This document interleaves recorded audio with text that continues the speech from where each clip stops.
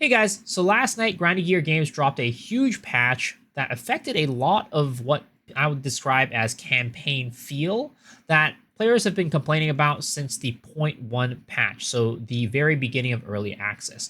Mostly around monster speeds and how it felt like they were always chasing you down, and also map layouts and map sizes, specifically in Act 3. So I actually made a new character and brought that character all the way from Act 1 to Act 3 yesterday to go over all the different changes and see how it felt now compared to before at the launch of Dawn of the Hunt and even point 0.1.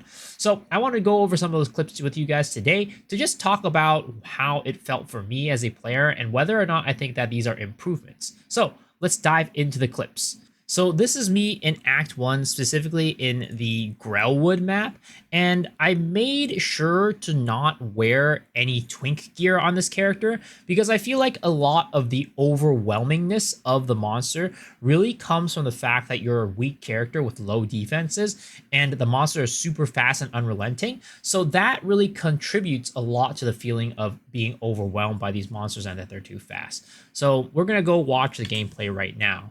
And I would have to say that my experience with this is that it definitely was a lot better. Now, I feel like I got a little bit lucky with the spawn RNG of the monsters, and there weren't that many of the really big, fast wolves that kind of jumped on you. And it felt like that, and I was like, oh, did they change like the spawn rates? But I actually went and checked today, and there wasn't that change. But you can see here, I'm just like walking away from these monsters perfectly fine, right? So I think that the changes to the speed of those wolves definitely did affect the feel of this map quite a bit. And I actually went and tested that out today because I wanted to test for variance. I did do some variance testing later in the later maps, but I didn't do it in the early ones. So I actually went and went back to test it on one of my other characters to show what the changes look like and how it really feels in game. So let's hop into that right now. So here is my character, just like a regular character decked out. I took off the boots so I wouldn't be running as fast. And you can see that I am actually just not even getting hit by the wolves at all when I'm running, for one. But you can see after they attack, right, there is that thing where they go to a walk animation before they come and chase you and run down at you again. So this really does change a lot in that you're really not getting chased too hard by them. Now, if you stop an attack, right, you're still going to get chased by them. And sorry, this is a separate clip, but you can see that earlier, it really didn't cause me to be like, oh shoot, I can't run these wolves at all. This is really bad. Like, they're not really unrelenting anymore. So I think overall, the change to the wolves in this map has been a very good change overall. Now, next in the patch notes, they talked about the Hungering Stalkers having less life. Honestly, that wasn't really, I couldn't really feel that too much. Bloom certains were reduced in the Red Veil. I did feel that. Same with the Venomous Crabs. In the hunting grounds, having a lot less of those definitely felt a lot better and a lot easier going through. And honestly, I'm going to say this, and it might not be a popular opinion, but I'm not entirely sure if some of these changes might have been like too much of a change. Like maybe it's a little too easy now. I definitely think that the changes to the wolves in the second map were a good change. So in some of these areas, removing like a lot of the venomous crabs and things like that might have made it a little bit too easy. But it's always a balance, right? But I thought that it was definitely a lot better of an experience. And here with the Cultist of Freydhorn not interrupting their attacks anymore, I think there's definitely a big misunderstanding that a lot of people have about this. And I was watching DM's video actually, and he was talking about this, and I think he had the wrong idea about what that actually did. So let's take a look at this together, right? So right here they describe that the cultists in Freydhorn, Ferrodin, and the tribal humans in Act 3 have had their behaviors changed. So in the past, they could interrupt their melee attacks if the player moves too far out of the range during the attack. So basically what would happen is, I think a lot of people think that this makes it so that's easier to do attacks against these enemies and they don't interrupt you as much, but that's not actually what's going on. What's going on is the enemies, they used to have their melee attacks canceled if you move too far out of their attack range. And he says right here, especially for attacks that have multiple hits like a left swipe into swipe right, right? So there's long animations, but they could interrupt those animations if you walked out of their range, and after that, they can start chasing you again. So that was what led to a feeling of the enemies always, relentlessly chasing you again, as we were talking about with the wolves, because if you walked out of their attack range, they could just cancel their attack and start moving at you. It's kind of like if you imagine like a Dark Souls fight against an enemy. Imagine if they were swinging at you with a big attack, but then if you walked out of range or rolled out of it, they could cancel out of it and just chase you and do another attack. That's basically what was going on. That they were having these animations for their attacks, and they could cancel out of it to start chasing you again, and they removed that. So I didn't really notice too much of a change there because, frankly, I never really noticed that issue before, but I do think that is a good change overall.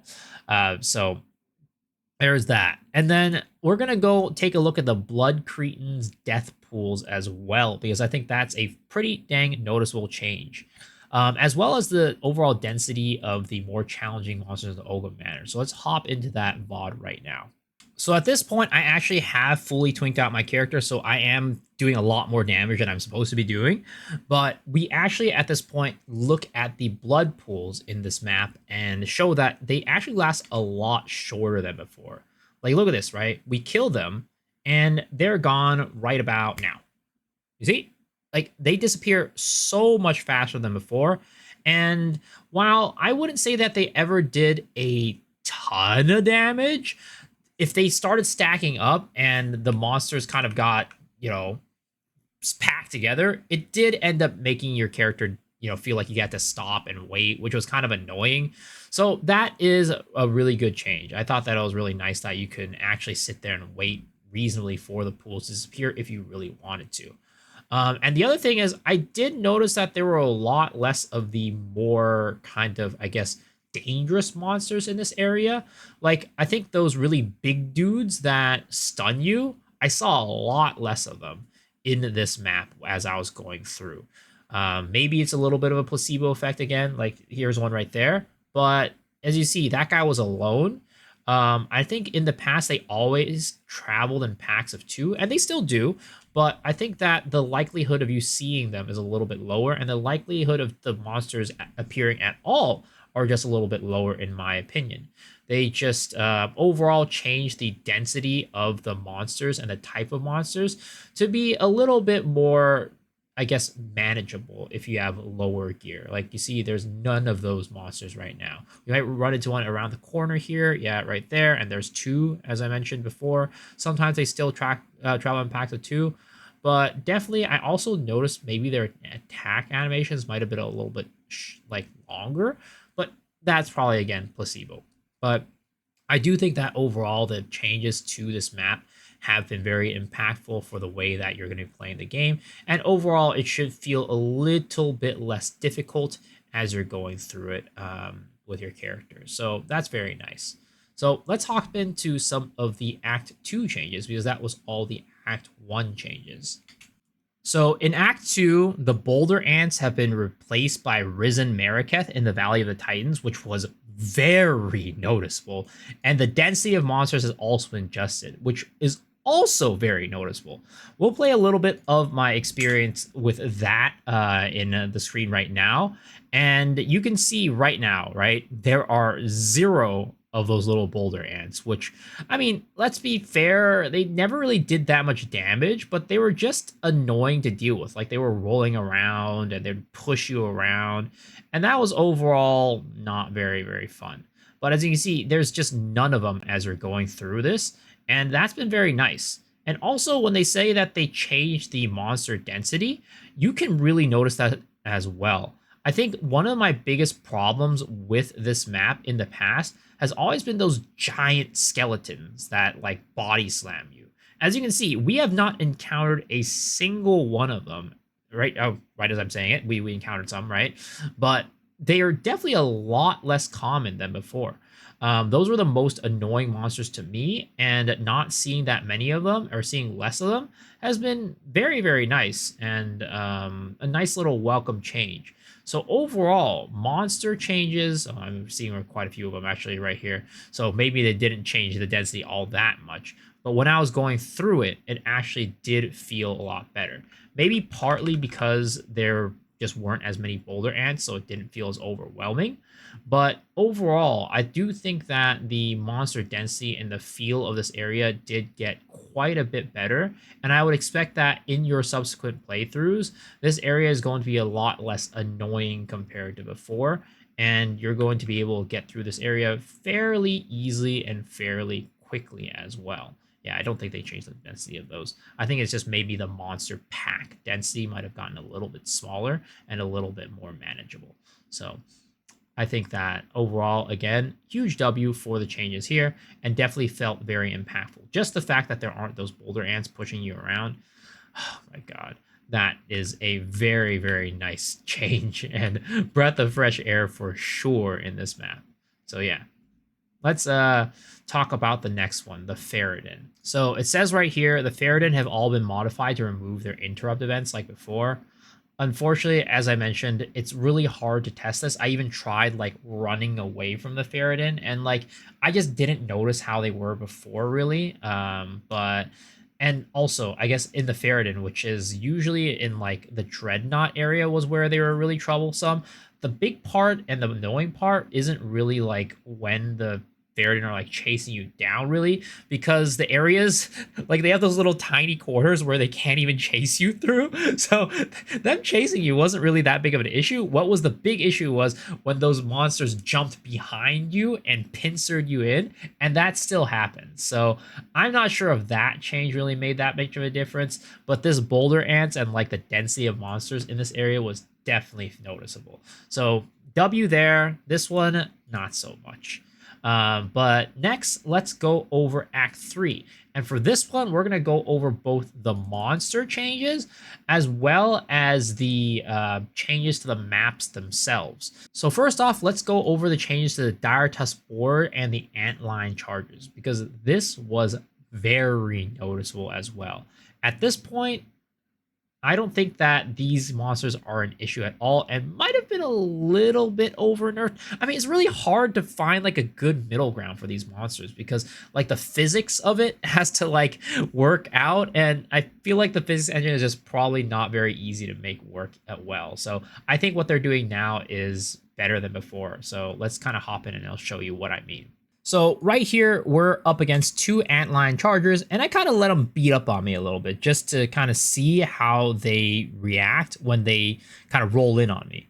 That one missed right there, so their range, I don't think it got reduced, but maybe.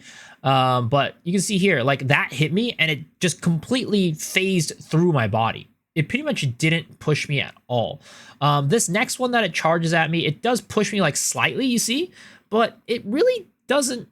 Like, it's nowhere near as obnoxious as it was before, which I really appreciate. It's very nice, and I would assume the Direus boar, which I didn't end up testing, is going to be pretty much the same, which is very, very nice. I appreciate this change quite a bit. Now, the next one they talk about is the Lost City Monster Pack composition, which I'm not entirely sure what they mean, because the Lost City is an Act 2 map, as you can see right here, but I'm assuming that they meant the Drowned City. But I will say that I didn't really notice too much of a difference there, maybe partly because I was just focusing on the map changes there, but also I didn't really see that much of a difference. The most annoying monsters in that area are like the water hags or whatever that drown you, and frankly, they're still all over the place, so that didn't really change much. But the Azac Bog stuff I mentioned before, the monsters kind of like getting their stuff interrupted, but there's also less ranged and elite monsters, which I actually did notice, so we'll jump into that just right now. So overall, here is the Azac Bog, and you can see that there really are a lot less range monsters in this area. The elite monsters, it's a little bit hard to say because this is Act 1, like Act 3 in normal. So maybe there aren't as many elite mobs here to begin with. But I didn't really notice too many. It's easy. There's like 1 range mob there, right? They're definitely mostly melee monsters that you're running into, and not really as much range monsters. Even in this like huge pack, right? You pretty much only see like 1 or 2 range monsters here. So that's a nice change, especially because these are like very tight, narrow corridors. So a lot of times you can't really get to the range monsters until later. You have to like clear out the garbage in the front of like the melee monsters, then you can get to the range monsters. So that is a very nice and noticeable change. And I think that's kind of about it for the monster changes that I really noticed from here. So let's hop into the changes for the maps. So the first change is to the Drowned City, which we talked about a little bit before. And this was definitely very noticeable. Basically, what ended up happening was I went down to the wrong path, and you kind of immediately notice the wrong path. And I'll show that on the screen right now. So right here, my character is going down the wrong path. Normally there's like a little bit of split, like a split in the road, like a fork in the road. You go one way, it's the right path. The other way, it's the wrong path. Now, normally this would take you down super, super far. Actually, let's rewind a little bit, right? Here is the fork right here when we get to the end of this area with all the monsters. So normally what you would do is you would go left or right. And one way was right and one way was wrong. So I head down this way to the right side, which is the wrong path. And usually this would take you down super far. But as you can see right here, the moment you get here, that's the end. You kind of like, if you know, and if you've played the game a little bit, by the time you head up to this area, you kind of know you're heading down the wrong path. Because normally there's like a bridge area that takes you across like this little tiny like creek type of situation, like a little river thing. So at this point, if you're an experienced player, you should kind of know that you're in the wrong area. And then if you go on even a little further, you start seeing these little stairway structures, and you're like, okay, immediately in your mind, you're like, I'm in the wrong place right now. Sirens should be going off. And after that, you should backtrack the other way. Now, I didn't do that because I just wanted to explore the map kind of layout and see what's going on. But basically, at that point, you should already, like this point right here, right? When you see this fork right here and you go up and you don't see that little river crossing bridge thing, you kind of know that already you're in the wrong area. So pretty early on, you know that you're in the wrong area, and you can progress to the other way and find the right direction. As you can see right here, you have this kind of wide open space with the 4 little pillars, or the bunch of little pillars, and you can see right here, right, this little river bridge. The moment you see this, you already know that you're kind of heading towards the right direction. So if you saw on the other direction, you know, that you didn't see that little river bridge, you immediately know that you're going the wrong direction. And then, as you can see right here, we proceeded to the apex of Filth pretty quickly after that. So overall, big changes to the Drowned City, and definitely your chances of getting lost there are much lower compared to before if you're an experienced player. And then it says right here, Utzaal had the same problem as Drowned City, where they did the same exact fix. Now, I didn't get to Utzaal last night in my playthrough, but I did try going through it with one of my other characters to just show the difference. And this again is going to be after the Viper fight, where you're kind of met with a crossroad, a forked road. One is the right direction and one is the wrong direction. And I have to say, this change was huge. So let's jump right into it. So right here, we just finished the Viper fight, right? And then, as I mentioned, there is that forked road where you have to pick one versus the other. So for me, I actually ended up choosing the right direction the first time, which I'm like, okay, well, we need to go back and test out the other direction, right? But the thing is, I didn't really notice that we were in the right direction in the first place. They feels like they kind of changed up a little bit, but it's fine because you get to the right place really, really quickly. So I actually realized I was in the right place, like pretty much right about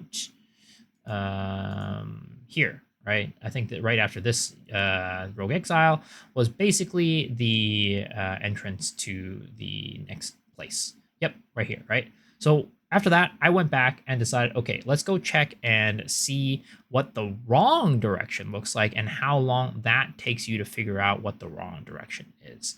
And oh boy, this was extremely fast. You go through these little gates, right? Again, the column, you head down this road, kill a couple monsters, and right here, boom, you already hit the dead end. So you basically immediately find out that you are going the wrong direction. And if you go south, there is a checkpoint right there where you get the ultimate key, and you could just go to the checkpoint and just teleport back to where you did the Viper fight, and you go the other direction. It was extremely easy, extremely nice. This change was huge. I would say even bigger than the Drowned City change. So big thumbs up here. Now, the next change is going to be the Apex of Filth, which has had its layout be more linear, kind of like Agarat. Agarat is the place where it's right before the Doriani fight, basically. It's not in the Doriani fight map. I think that's like the Black Chambers. It's the map before, and that's pretty easy to figure out where to go. After a couple plays, you basically know how to get there. There's just like this big path down the middle, and then you go one direction, and then you can find the place, right? So this was my run through of the Drowned City, Apex of Filth, and yeah, it basically is that. So right here, we basically proceed down, as you can see right here, right? Let's go back a little bit. So this is resembling that middle area where the guy goes, Atziri, right? This is basically the same thing. And as you can see right here, this middle path, that is the right path. That's basically kind of like in Agarat, where you just go down the main center door where there's a bunch of monsters, and that's the right path. I ended up not taking that because I didn't realize that that was the change that they made, so I did go a little bit further away from it.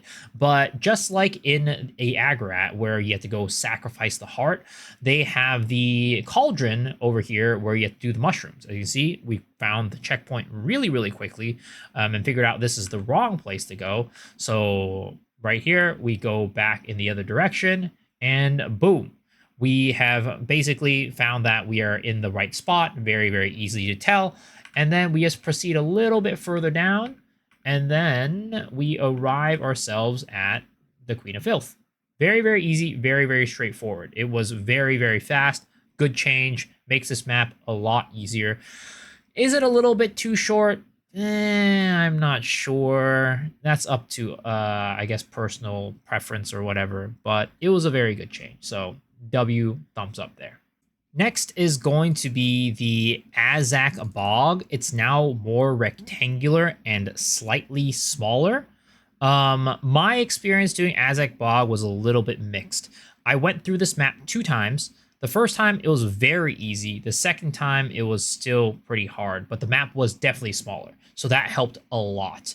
I don't think that it's necessarily a bad thing that I had a hard time one time around, which, I think that... I don't know. I think that the size of the map was okay. I think it's still a little bit too big if you get lost, but it's not terrible. As you can see right here, I did find the checkpoint really quickly. You can see I pretty much didn't take any forks, and we just went straight through. It's still pretty far away from the beginning, but that's fine. We basically went through and found it pretty quickly. So right here, I do my second run through, and you'll see with the amount of skipping that I'm doing, it takes quite a while. And I basically did the same kind of method I did before, where I just took the perimeters. I just went to the sides of the map, sides of the rectangle, right? You can see it kind of is in a rectangular shape now that I'm opening up the map. And yeah, I tried to find her this way, and it didn't work all that well. So you can see here's the map layout completely kind of put out, right? And it's still fairly big, but it's definitely not the jungle that it was before.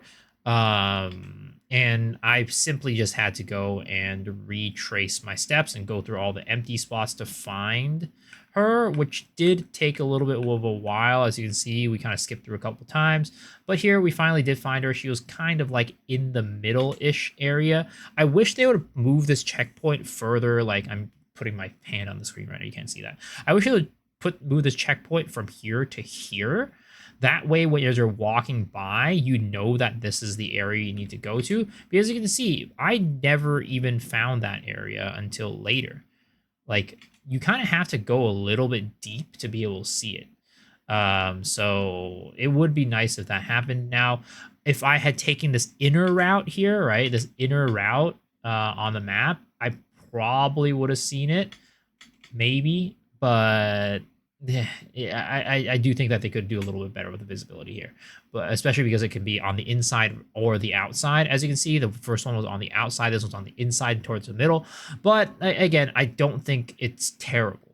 I think it's a decent size. It could use a little bit more streamlining, but I understand ultimately what they're going for here. So it's a good change still. It was still a smaller map, easier to find. First time I found it very, very quickly. So I'm still going to give it a thumbs up.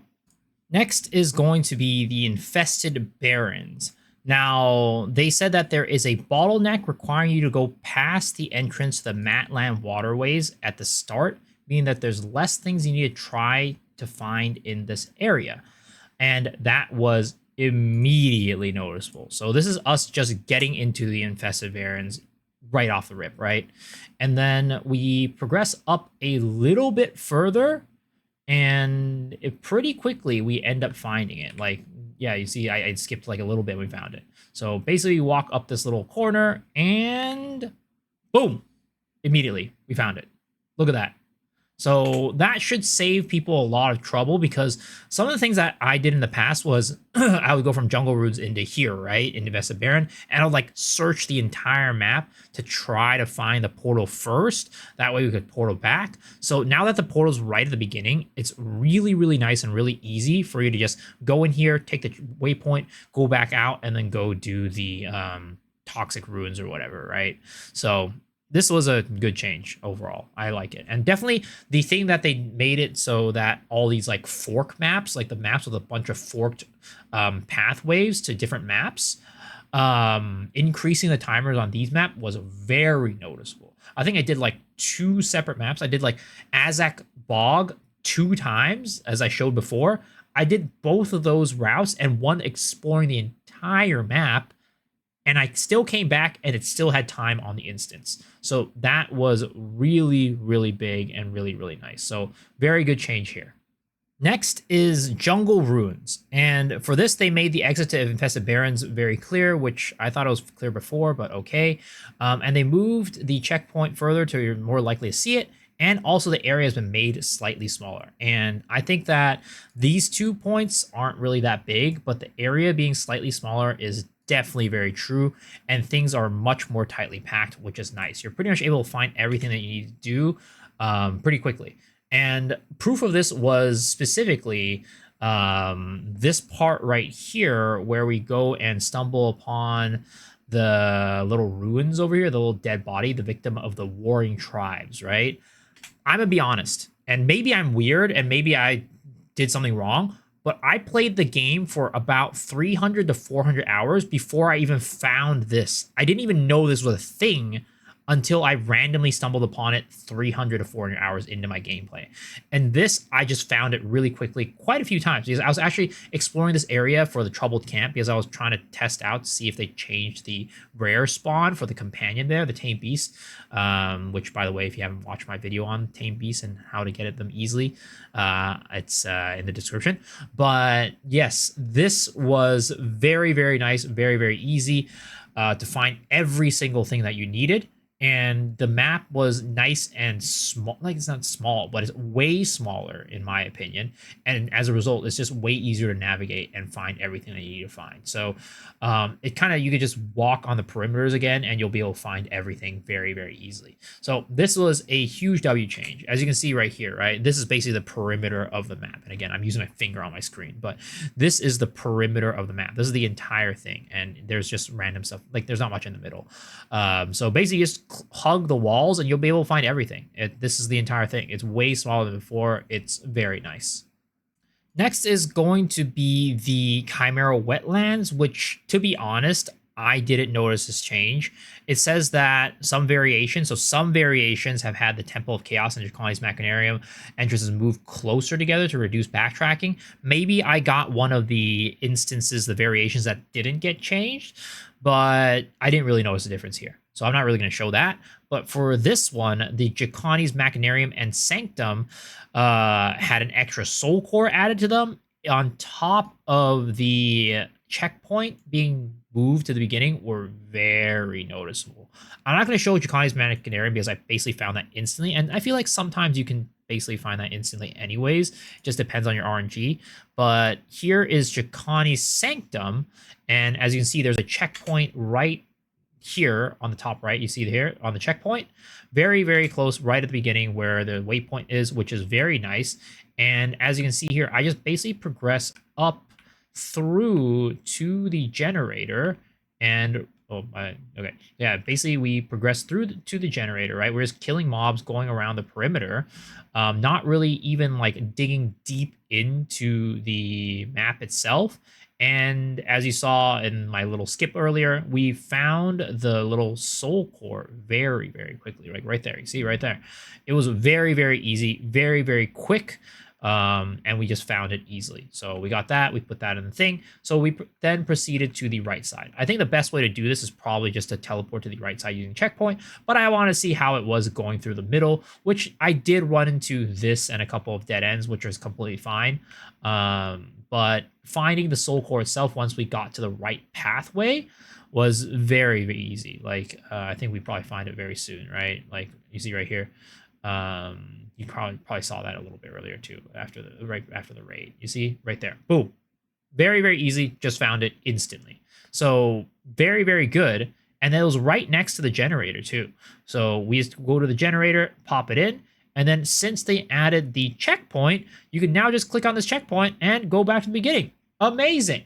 But unfortunately, you still have to wait for the little like power stuff to move to the center, which kind of defeats the purpose of the checkpoint, in my opinion. Like you see right here, we're still waiting. It still hasn't come. Like then we come over here to the side and then we like kill some enemies, right? It's still not here. It's still progressing down.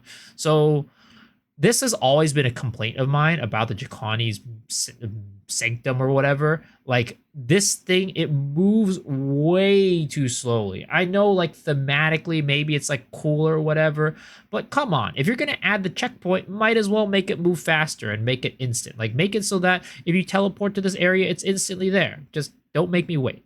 But either way, checkpoint is a huge W. Of course, like I mentioned, there still needs to be a little bit more QOL with that, and it would be nice, but beggars can't be choosers, right? Actually, we can. Please, GGG, add it. I would really love to see that. But yeah. And last but not least, the Matlan Waterways has had some of the sections of the water merge together, reduce the total amount of necessary levers to pull, and unfortunately, it's still painful. It's still painful as hell. It's still long as hell.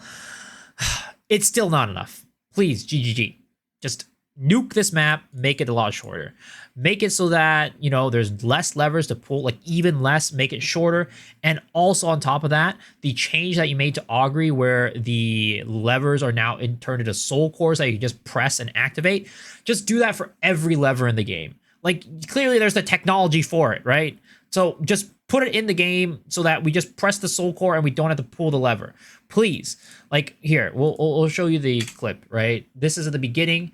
We are going through, we are pulling the first lever. Now, one thing I will mention is that the levers are definitely more densely packed. So you definitely notice that you get from lever to lever a lot faster, which I guess is nice. But at the same time, there's still a bajillion levers. Like, look at this. See, like, we go from here to here, and then there's another next lever, right? And then we go from there into this next area, which will give us another lever very soon. Right there, right? Canal lever. Then we keep going. And then I think we probably pulled another lever at some point. I don't know. Actually, maybe not. There it is, the next lever. Like you see, like it's still, I have to keep skipping a lot, and we're still just stuck on these levers. We're just keep going. We're still not at the end of the map. We're finally at this girl, but still, there's more after this girl. More levers, more maps to go, more things to go. This is still way too long. Again, this is with Twink gear. We are getting through this pretty dang fast, and we're using Rake, which is a mobility skill as well. So like we are moving quickly, but at the same time it still takes 10 years. Like we're still not there. There's another lever. Look at this. We're still not at the end. There's another lever. Like there is still way too many levers. This is still way too long of a map. Please, GGG, just cut it down. We don't need to go through this entire thing. Like, we get it. It's a waterway. There's waters. There's levers. You pull it to get rid of the water. Make me do it 3 or 4 times, whatever. Replace it with soul cores. Please. Just get rid of this goddamn BS. Like, seriously. It's not fun. Finally get to the end. Like, how many minutes was that? Let's see. This is at 4:46:18, right? So let's kind of skip back over here.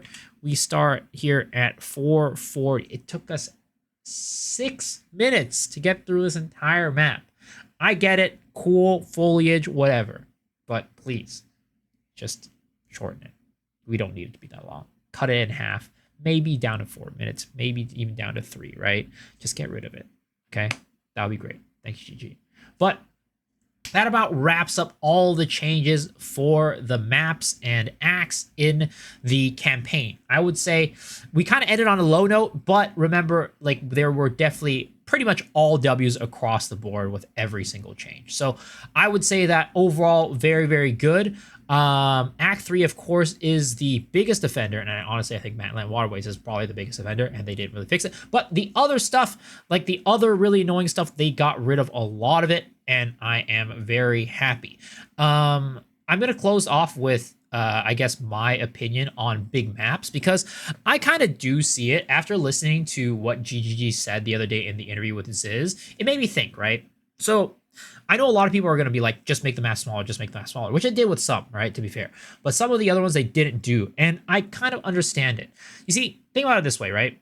Remember when we were talking about the Drowned City, where if you kind of played the game and been through that map a couple times, like immediately, you kind of know which way to go and which way not to go, right?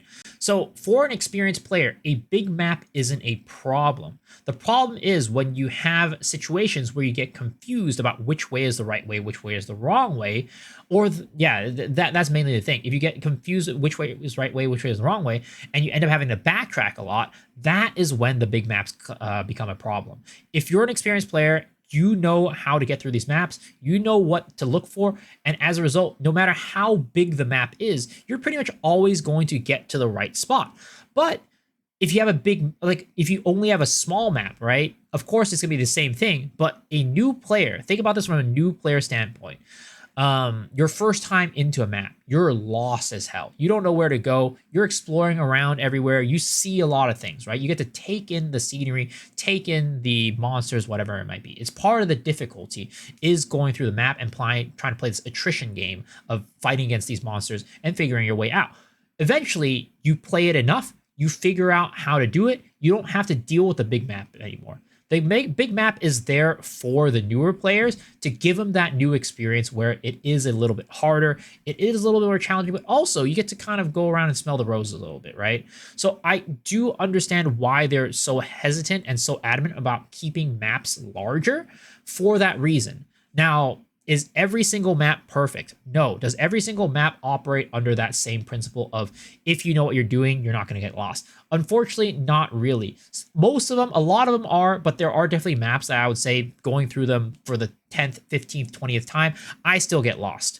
But there are definitely good design maps like now the Drowned City and also the what is it at Utzaal that are really nice. Where if you have been through the map before a couple times, you know where to go. You know this way's the right way, this way's the wrong way, which general direction you need to go in. That I think is good map design.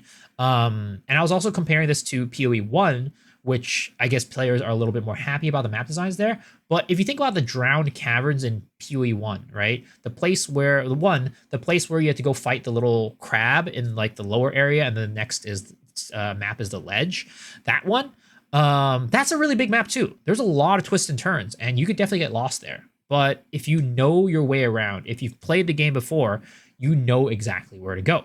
Same with the Mervale Caverns, right? It's the same thing. You see those little gold piles and you're like, oh, I know which way to go, right? But if you're a new player, you might not and you get lost. So another big map that you can get lost in, but if you're an experienced player, you know where to go. And as a result, it doesn't matter how big the map is, you just know where to go and you'll beeline towards where you need to go. So I do understand their philosophy about big maps and why they want to keep them. And I agree. But seriously, Matlan Waterways, fix that shit.